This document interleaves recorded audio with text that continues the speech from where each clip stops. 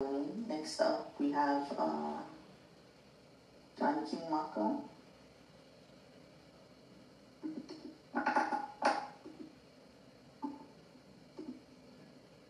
Good morning, council members. My name is John Kinimaka. I just wanted to clear some things up because, about the pointing of fingers. I had a fireman friend of mine tell me that I need to get accurate information. So he sent me a message, and I'd like to share that with you. The fire in the morning wasn't raging, so yes, sometimes we don't use sirens in the early morning out of respect for the people sleeping.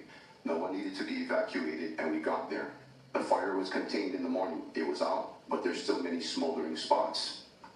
I don't know if smoldering means it's out, but which the crew stayed there till 2 trying to clean it up the best they could, dumping as much water as possible. Being that there were multiple fires going on throughout the island, those crews stayed.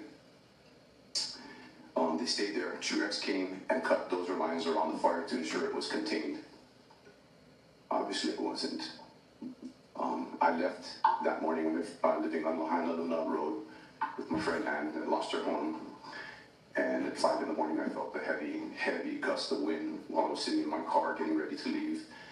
And not very long after, I did witness the fire department going up without any warning of sirens to let us know that possible danger. I wasn't there to experience what many people had experienced. I was north trying to get power, not knowing that my town was burning down. I want to share this with my friend Kirk Bose.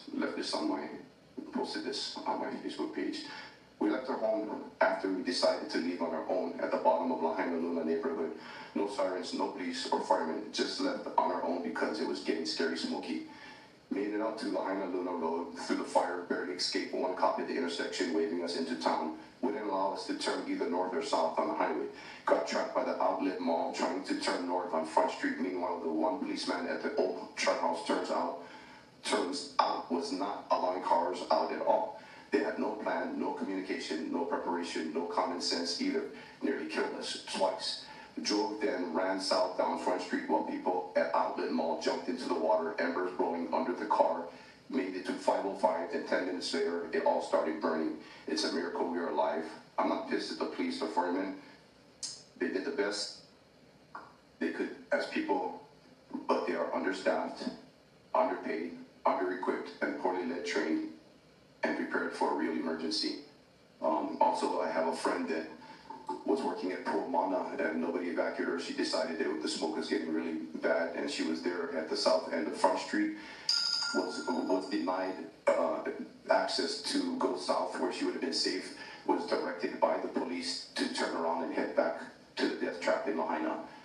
She made it to the south of the north end of Front Street, where she was gridlocked after making it through a maze of gridlock to the end or the north end of Front Street.